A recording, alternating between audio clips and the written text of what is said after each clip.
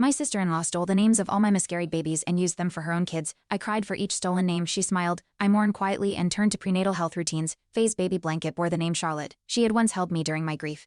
Last week, Sarah Aldridge was escorted from our courthouse adoption ceremony by security after claiming my children as her own. Back when I had my first miscarriage, Sarah Aldridge stroked my hair and whispered, "You'll be a godmother soon." I believed her. She had that calm maternal glow. A nursery mobile she sent arrived the same day I lost the baby. I held it for comfort, not yet realizing it would later hang over her crib, bearing the name I lost. That mobile now spins above Faye's crib with my grief stitched into every turn. At my second loss, Sarah baked cupcakes in pink and blue, smiling like a proud aunt. She told everyone at church I'd asked her to announce the baby's name. I hadn't a James, she said, my choice. I froze. Jacob didn't see the harm. That Sunday, her daughter wore a necklace engraved with a James. I started keeping my baby names hidden, but Sarah always found them, always before I healed. It felt like she was haunting my womb. Sarah posted a photo of Faye's new room painted the same color Jacob and I picked months earlier. The mobile blanket, even the name on the wall, matched our lost baby's nursery plans.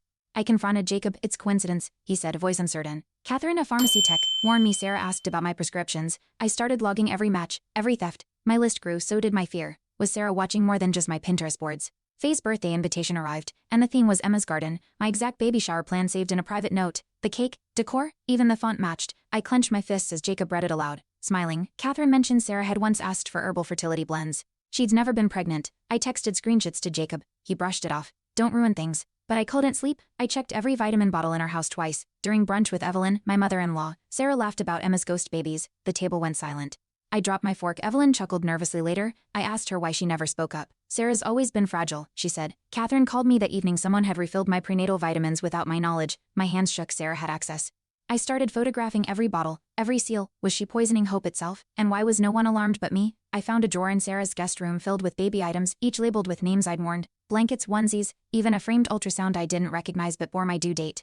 My stomach turned. I showed Jacob. He blinked, silent. Then, "You're overreacting." Catherine sent over a receipt. Sarah had requested hormone-blocking herbs. My hands shook holding the paper. Was I losing babies to biology, or to her hands? Why did my grief feel engineered?